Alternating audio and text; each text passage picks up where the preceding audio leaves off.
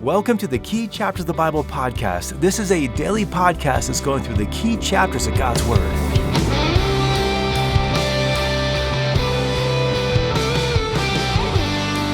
It's always exciting to start a new study with you, and today we're going to begin unpacking the book of Hebrews.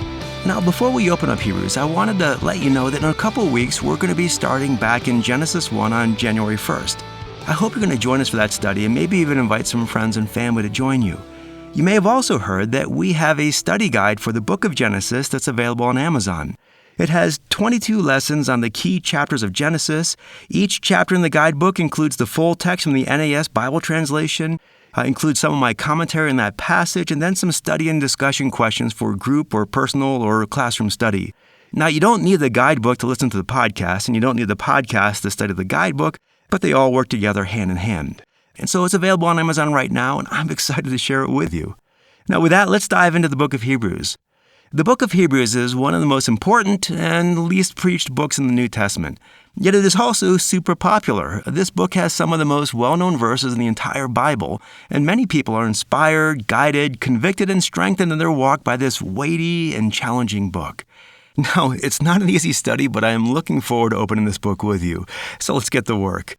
Now, there are a few reasons why Hebrews is such a difficult book to work through. And for one thing, it's a stellar literary text. The Greek is hard, the concepts are profound, the outline is structured and orderly, and as you work through it, you're going to find that it is filled with callbacks that bring something that was mentioned earlier back on up for another round of treatment. And not only that, it's filled with references to the Old Testament. And therefore, to really understand the book of Hebrews, we also have to understand the Old Testament passages that it's referring back to.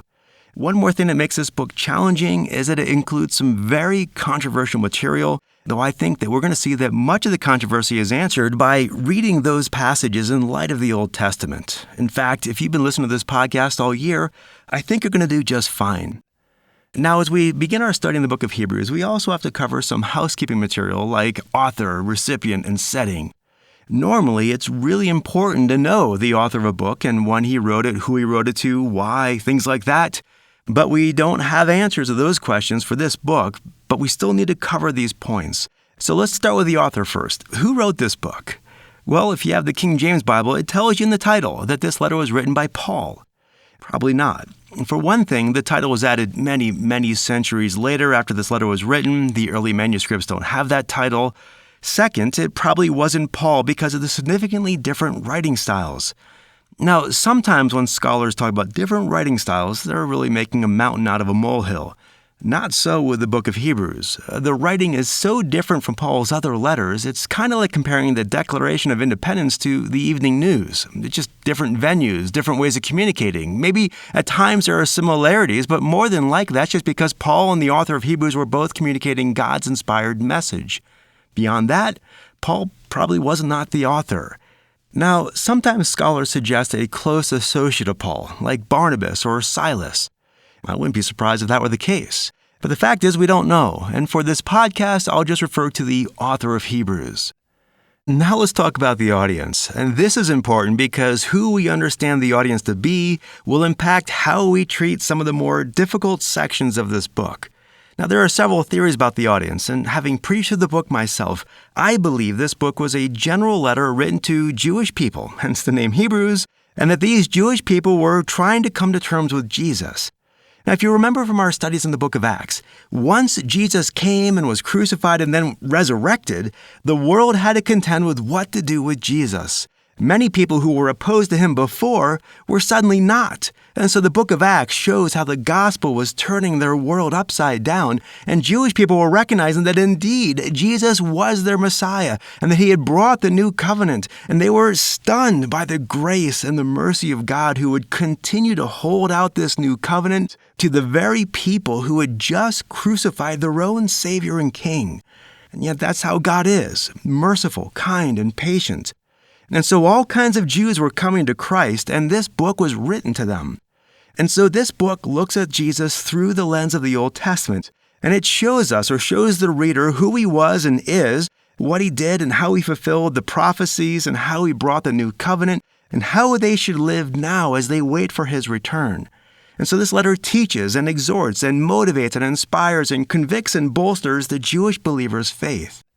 But if this was a general letter intended to be used in various situations, the author also understood that when this letter was read, there were going to be Jewish listeners who wanted to hear what he had to say but weren't sure they were convinced about Jesus yet.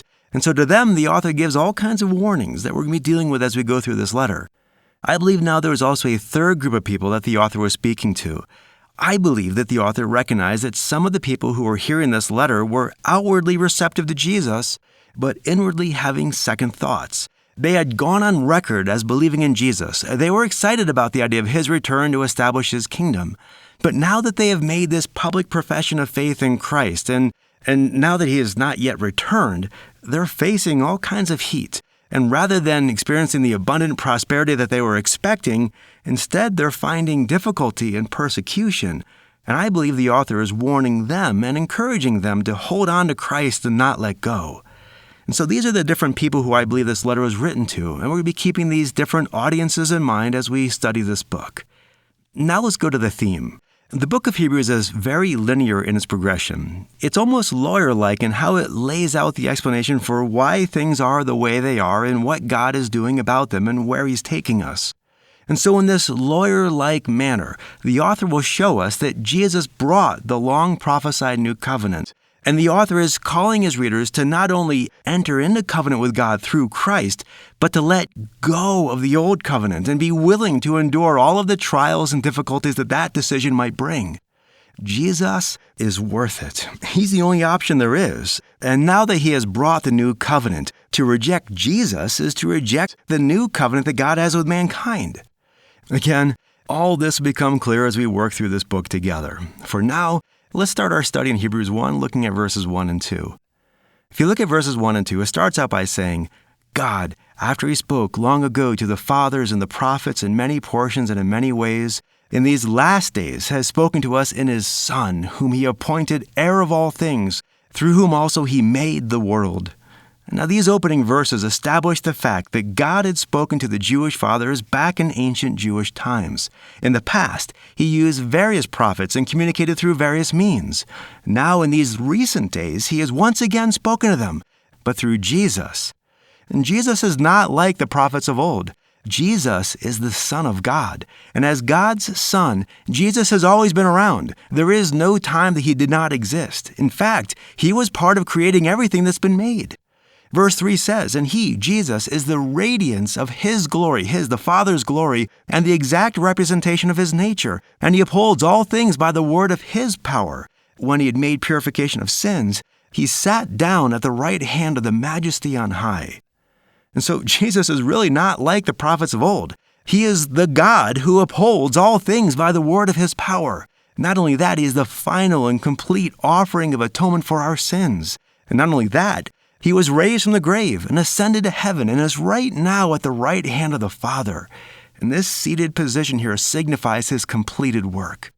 And so these first 3 verses give us several key truths. First, Jesus is the Son of God and part of the triune Godhead. He is our Creator and he upholds all things by the word of his power. Verse 3 says that Jesus is the radiance of God's glory. He is the exact representation of God's nature. If we want to know God, we need to look at Jesus. He upholds all things by the word of his power. Right now, his word is holding all of us together so that we don't fly apart into a million particles. Our lives and everyone's life is intricately connected to the word of Jesus. Second, his work of atonement is now complete, and he currently presides over his work from his throne in heaven. Now, we're going to be unpacking the nature of Jesus' atonement more when we get to Hebrews 9. Let's go into our third point that we see here in these first few verses. Once again, we're seeing that God has spoken to his people, and now we're seeing that in listening to his Son, we listen to the Father. Therefore, what follows is about God and from God and bears the divine stamp of absolute authority. This is what we need to be listening to. Going on to verse 4. Verse 4 begins the author's point that he's now going to carry through the rest of this chapter, where the author continues to reinforce the superiority and the authority of Jesus, and he's going to be holding up different things that the Jews revered, and it's going to be like, yep, Jesus is greater than that, and that, and that. And so in verse 4, Jesus is much better than the angels. Now, for us, this goes without saying, but that's because we've been marinating in these truths for 2,000 years. Here, they're just getting used to this idea. Angels were super important to the Jews, and for good reason. In the Old Testament, there's many occurrences where the angel of the Lord visited his people. Likewise, angels were part of the destruction of Sodom and Gomorrah, or Balaam's unexpected blessings on Israel, or Daniel's prophetic unrolling of time. And so here, the author is telling his readers that Jesus is not like the angels. They serve him and not the other way around. In the Old Testament, they were always serving the Lord, and now we're seeing that Jesus is the Lord they were serving. And so in verse 5, the author says, "For to which of the angels did he ever say, 'You are my son, today I have begotten you'? And again, 'I will be a father to him, and he shall be a son to me'?" In other words, no angel has ever had such a distinction. As great as the angels Michael and Gabriel are, they too are servants of the Son. Now, in case you're a bit troubled by that word begotten in verse 5, let's take a moment to talk about what this term means. Verse 5 is actually quoting from Psalm 2:7, which was an important Old Testament passage that's quoted a couple of times in the New Testament. Now, we looked at Psalm 2 when we were going through the book of Psalms back in May, and we had said that Psalm 2 is one of the most important Psalms in the entire book. Psalm 2 divides all humanity into two groups. One group submits to the rule and reign of God and His Anointed One. The other group scoffs at this idea. And we explained that the term anointed in Psalm 2:2 had a near fulfillment in David, but ultimately pointed to the Messiah. And so Psalm 2 calls all people to submit to the authority of the Messiah, and Psalm 2:7, the verse that's being quoted here in Hebrews 1, says that the anointed one of God, this anointed king over all these nations, is the Son of God. And therefore the author is saying, hey guys, you know that anointed messianic king we've all been waiting for since the days of David? I got news for you. That's Jesus. And so you're either among the people who submit and serve the anointed one of God, or you're of those people who scoff at him. Choose wisely and carefully, because your eternal destiny hangs in the balance. And so Psalm 2 has been super important to the Jews, and here the author is connecting this incredibly important psalm to Jesus. Now, how does this relate to the term begotten? Well, it's clear that when Jesus was walking on the earth during his earthly ministry, he didn't have a throne. In fact, he said the Son of Man didn't even have a place to lay his head. So how could he be king if he didn't have a throne and didn't have a kingdom? Well, the author is telling us that Jesus received his throne and his kingdom subsequent to his death and resurrection. Paul quotes the same verse from Psalm 2:7 over in Acts 13:33. And in Acts 13:33, he explained that this verse is talking about Christ's resurrection. That's when he received his kingdom and his throne. He was always God, all the way back to before the beginning of time. But upon his death and resurrection and ascension, he is now the king over those people called out of this world into covenant with him.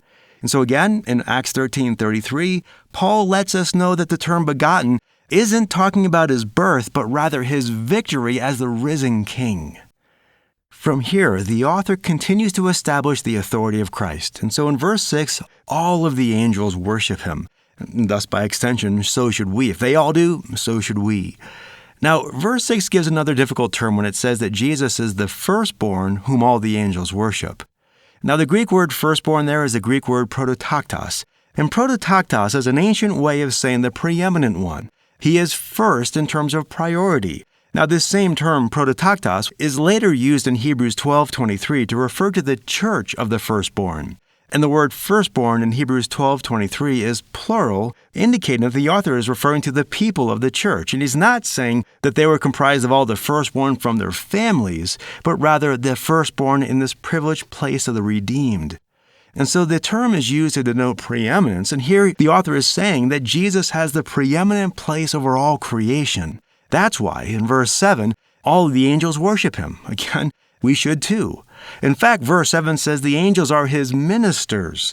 Now, the key phrase in verse 7 is that wording, his ministers. And the Greek word for minister there is not just a servant. It's often used of one who has a special function, often a personal function.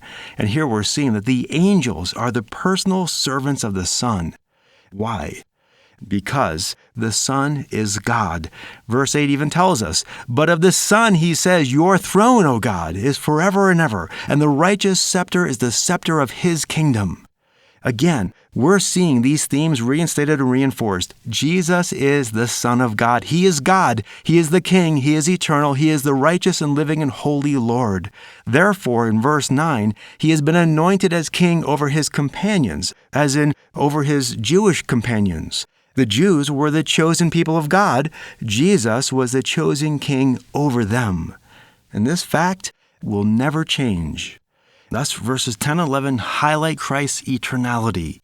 In verse 10, Jesus laid the foundation for existence. In verse 11, Jesus will endure past it. That means the days of creation are numbered, but not so with Jesus. Verse 11 says, they will perish, but he will remain. And verse 12 says, your years will not come to an end. Jesus is eternal. He was before creation, and he will endure beyond creation. And thus, in verse 13, the eternal Son of God will one day rule all the nations, and they will become his footstool.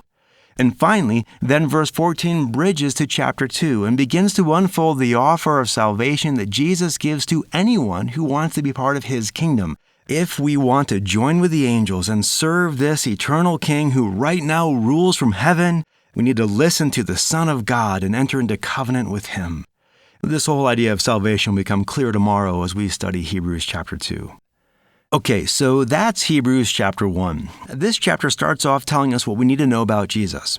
He's a prophet, but he's not like the prophets of old. He's the Son of God. All the angels know this. They worship him even right now. They serve him. He's their king, and he's the king of creation. He is unchanging. He's eternal. And when his kingdom is fully established, his enemies will be the footstool for his feet.